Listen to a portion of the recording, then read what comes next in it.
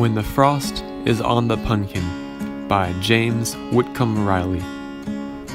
When the frost is on the pumpkin and the fodder's in the shock, and you hear the kyock and gobble of the strutting turkey cock, and the clacking of the guineas, and the clucking of the hens, and the rooster's hallelujah as he tiptoes on the fence.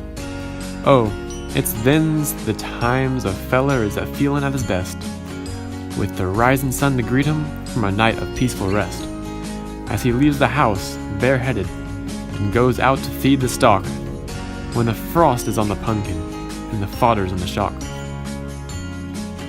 There's something kinda hearty-like about that atmosphere when the heat of summer's over and the coolin' fall is here. Of course, we miss the flowers and the blossoms on the trees, and the mumble of the hummingbirds and buzzin' of the bees. But the air's so appetizing, and the landscape through the haze of a crisp and sunny morning of the early autumn days is a picture that no painter has the colorin' to mock, when the frost is on the pumpkin and the fodder's in the shock. The husky, rusty rustle of the tossels of the corn, and the rasping of the tangled leaves as golden as the morn. The stubble and the furries, kinda lonesome like, but still, a-preachin' sermons to us of the barns they growed to fill. The straw stack in the medder, and the reaper in the shed, the horses in their stalls below, the clover overhead. Oh, it sets my heart a-clickin' like the tickin' of a clock, when the frost is on the pumpkin and the fodder's in the shock. Then your apples all is gathered, and the ones a feller keeps is poured around the cellar floor in red and yellow heaps, and your cider making's over, and your wimmerin' folks is through, with their mince and apple butter, and their sauce and sausage too.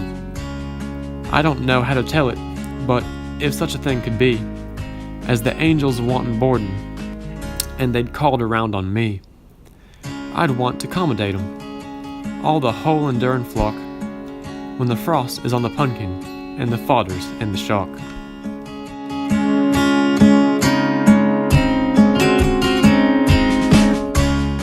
To Autumn by John Keats.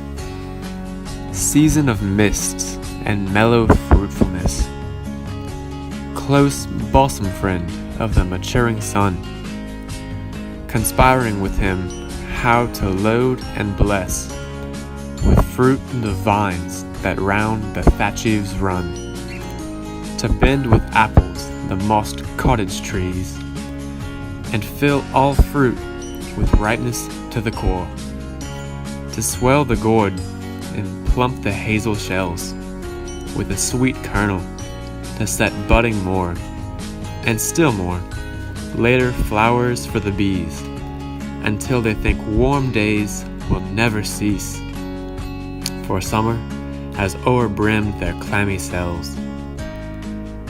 Who hath not seen thee oft amid thy store? Sometimes whoever seeks abroad may find thee sitting careless on a granary floor, thy hair soft lilted by the winnowing wind, or on a half-reaped furrow sound asleep, drowsed with the fume of poppies, while thy hook spares the next swath in all its twined flowers.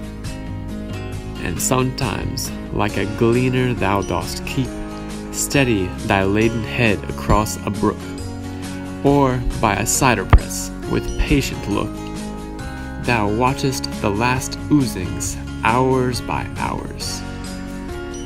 Where are the songs of spring? Aye, where are they? Think not of them, thou hast thy music too.